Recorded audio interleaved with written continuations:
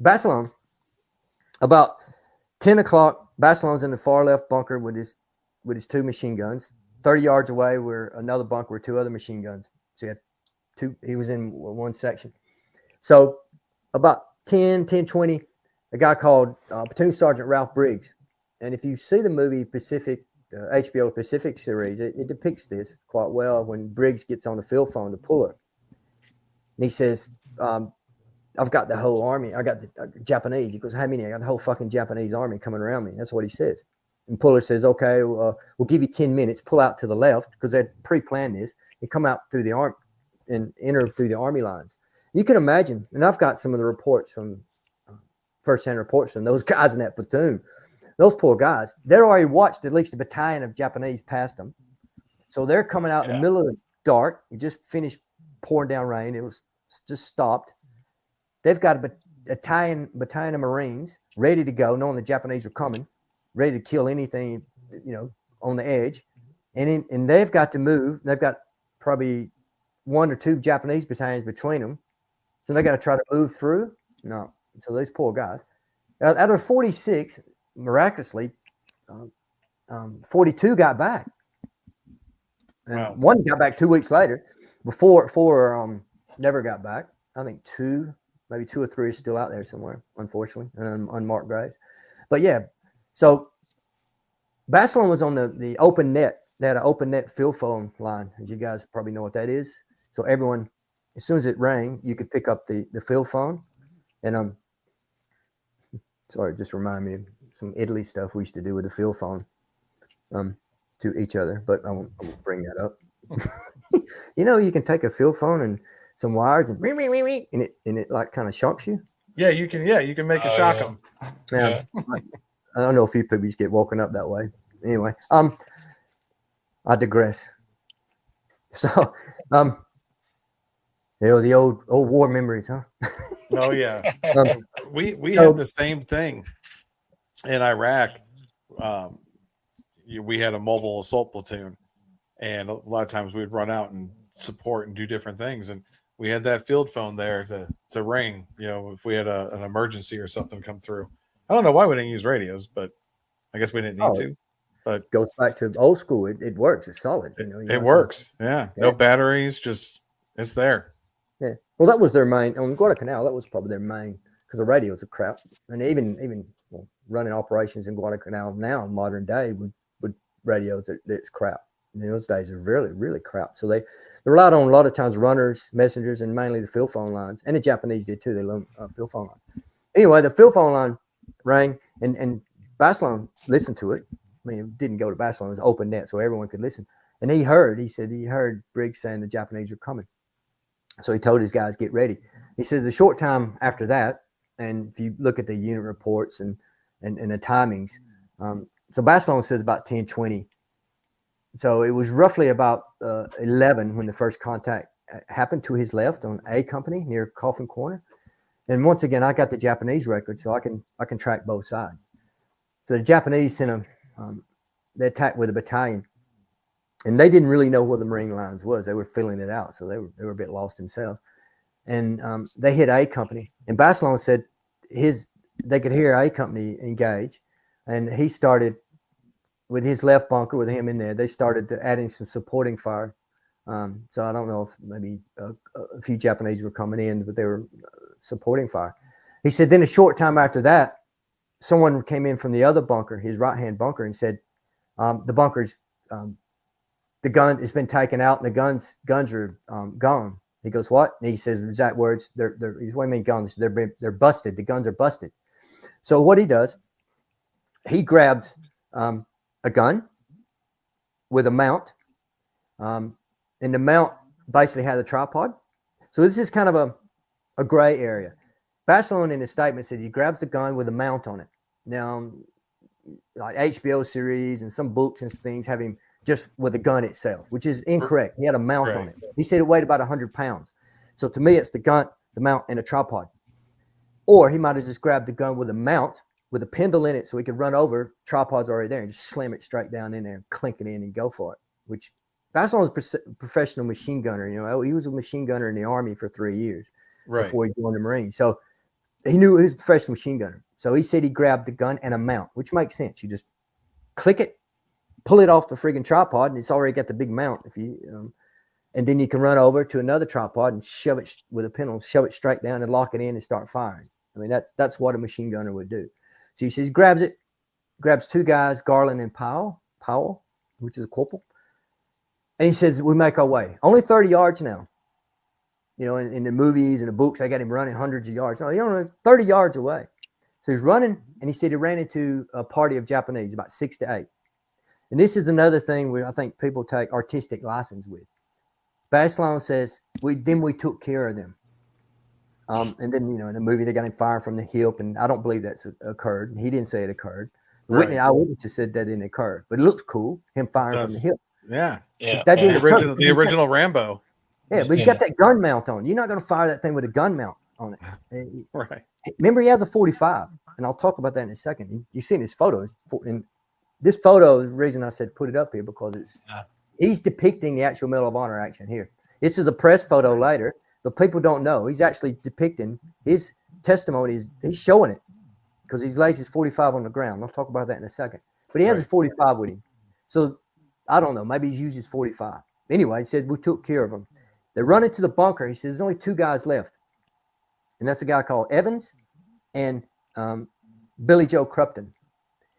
Both of them are firing 03 Springfields, rifles, bang, bang. He said the rest of the crew, the wounded and the dead, have already been taken out. So that tells me they took time to move them out.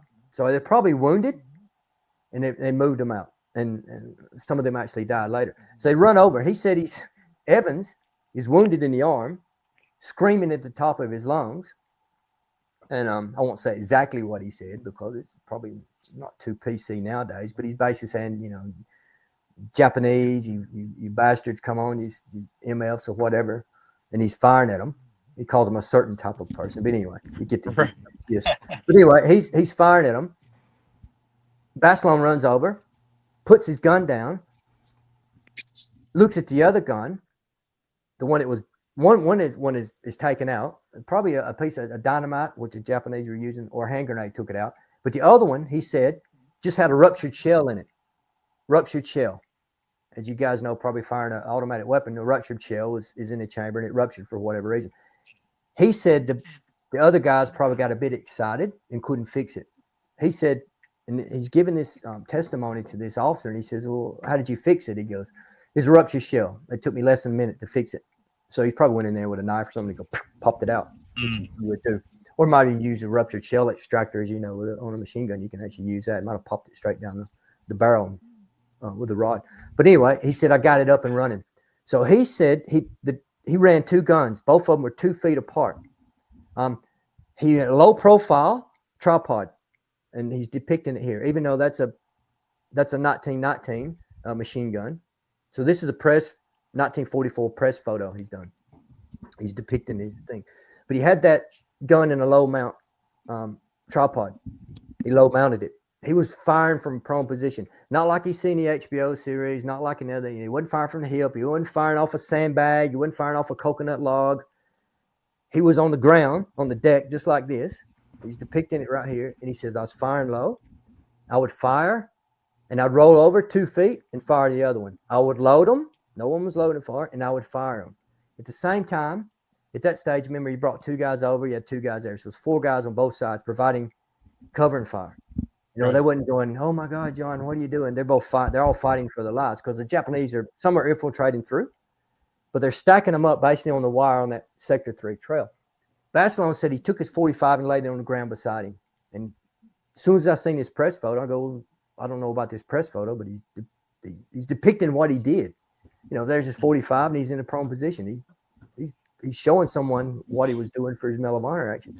He laid it down. He said every once in a while, said some of the boys, he called them boys, would yell out, and I would take care of them. So he'd yell out, and the Japanese behind him, and he would just take care of them. Now, these guys were in coconut log bunkers. Basilone doesn't say, and I can't confirm, or I don't think he was inside the bunker. I think because he's ran over and laid that gun straight down on the ground, because he said he says he moves the gun around. So I think he's laying right beside the bunker. He's got the other gun out and he's firing in the open, because the bunkers are pretty small. And when the Japanese would come behind him or recite him, he said he'd use his 45. And they asked him, he said, well, how many? He said I had one shot left in the morning. So I don't know if he did a reload, but at least I know he's fired, 6 or 7 rounds into Japanese. But he's firing. And they said, oh, did you go, full bore or he said, do you fire all the time? He goes, no, I'd fire in bursts. Sometimes it was longer bursts. He says that we ran out of water. I don't know how sometimes misinformation, they urinated into things. I've never seen that. I've never come across an account they did that. He said, Basilone said they were dry as everything. He said they spilled the water once, it ran out of water, and the barrels were running red hot. It wasn't a constant Japanese flow. He said they'd come, and that's what in the Japanese records say the same. They'd come in dribs and drabs, like piecemeal, and they'd come in platoon size. Sometimes 20, 30, 40 guys they'd run through, and they'd just take them out. And remember, you got a 37 millimeter firing right beside him too, firing that buckshot round. You've got riflemen beside you. You've got 60 millimeter mortars behind you. That's another misinformation about Basilone. It was only Basilone and 2 other Marines, which is no, it's 500 Marines there. 500 Marines were all in a fight for their lives. So Basilone, what they're doing, they're keeping these Japanese from this main avenue of approach. They're stopping them. But guys on the, I think 100 yards down, there's the Marine sergeant doing roughly the same thing as Basilone. He died, and a lot of them had died. And was an Army guy came in later about 3 o'clock, kind of did the thing with a machine gun. He earned a Distinguished Service Cross. So there was actions, valor happening all up and down his line. These guys were fighting pretty hard. So at one stage, Basilone's running this gun the whole time, and 2 other guys get wounded, so he's only left with him and two guys. I think Powell goes back. They send Powell back to the other bunker. Billy Joe and Evans go out. They're wounded. So it's him and 2 other guys. He protecting his flank. So at one stage, he's running low. He only is down to 4 belts of ammunition. So he decides, and this is the most amazing thing about this action, he decides to need more ammunition. Ammunition points 150 yards to his rear. And I've found that ammunition point, roughly where it is. So instead of going straight back, Basilone goes forward of the line, because he knows Japanese behind him. He goes forward of the line between the Japanese and the Marines fighting by the barbed wire line, crawls down the barbed wire line, all these rounds going over him in the middle of like kind of no man's land, and crawls back into the Marine lines, crawls most of the way. Then he said when he'd come to a clearing, he'd get up and run. Then he reaches the command post.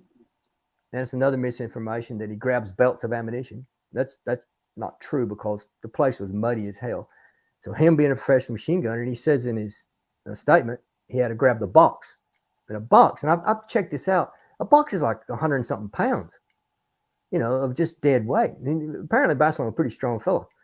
But anyway, he said he'd run with it, and he'd come to a clearing, he'd crawl and drag the box back. Anyway, he makes it back to his guns, and they're still firing rifles, because he said they didn't fire the machine gun. Then he commenced firing again. So when it gets toward daybreak, they expect the last Japanese charge. He said that's when the Japanese charge at daybreak, but no Japanese charge. And so this is about 6 or 7. So about 8 or 9 o'clock, Puller walks through. And this is what Basilone said. Puller looks at him, looks at positions, and he said, nice work. And that's all he said. Some people go, oh, Puller would have said more than that. I go, no, that's about it. I mean, that's a lot. Yeah, nice work. Yeah, good job. Yeah, that's huge. Getting an attaboy. It's a big deal. That's good for Puller. Yeah, good job. And he probably call him old man. If you call him with Puller, they said he called him old man. But if he said something like son or whatever, that means you're in the shit with him. You're in trouble. And that's another misinformation about Basilone, that he fought for 2 days with no water, and there's only him and 2 guys left. It totally false. So about 9 or 10 o'clock, I'll backtrack. About 3 o'clock in the morning, the 3rd Battalion of the 164th was been brought in. And they just dropped them in the holes with the Marines. with their M1 Grands, and the guys on the ridge said you could just hear the intensity of the firepower just ramp up. And even the Japanese accounts, I read a Japanese account, battalion commander said toward the morning, the Americans' firepower increased. And the more Americans came in, they really seen that, especially the next night when they attacked. But anyway, they pulled Basilone in, they put him up on the ridge. He said but they put him up on the ridge. And so the next night, with the largest attack against the army, they received some mortar fire, but they were never involved in no more fighting. So Basilone basically fought hard from probably about midnight to about 6 o'clock in the morning. So about 6 hours, period. And he was wounded, but he never got a Purple Heart. He was wounded we know it today as traumatic brain injury. He was, what did he say? He was knocked around a bit, I forgot how he worded it, but he was knocked around a bit. The Japanese throwing dynamite. So what they would do, Japanese engineers, like homemade clay or Bangalores, they're taking, Basilone said they had sticks with dynamite on them, with sticks, and they were shoving them underneath the wire to try to blow the wire. Yeah. He said at the same time, they had the dynamite, and they were throwing them over the wire at us. They were hitting around us on the bunkers, and he said they were trying to get to the 60 millimeters, but geez, I was thinking that's a big throw. I mean, they wouldn't be that far back, but still. But he said he got a bit concussed or whatever. I forgot how he said it, but it knocked him around a bit. For it. Yeah. You had a question. So yeah, he burned his arms, but he didn't burn his arms by firing the gun. How he burned his arms, he picked the gun up like that. Imagine you have the hot barrel. You've got to move this gun. And another thing too, in the say the HBO series and other ones, they have him running out and grabbing people off the bodies and so he could fire. That's not true. Yeah. Think about it. A professional machine gunner or anyone, you're not going to run out. And the Japanese are right there. They got a Nambu machine gun on the other side firing at them. You're not going to run out with hundreds of Japanese running around like that and just start pulling dead bodies off a wire. And you can't probably pull these bodies off a wire. What Basilone did, and he says it in his statement, because his guns were so low and low profile, he said he moved the gun over. The captain says, well, the body's stacked up. But he says, my guns were so low, sometimes I couldn't see, so I just moved my gun over, which makes sense. I mean, if you're a machine gunner, you're firing, you're going to move stacking bodies, and you're going, well, I'm stacking bodies, I can't see, so I'm just going to move my gun over. I'm not going to run out and start unstacking bodies in the middle of a freaking firefight. That's stupid. Anyone to believe that?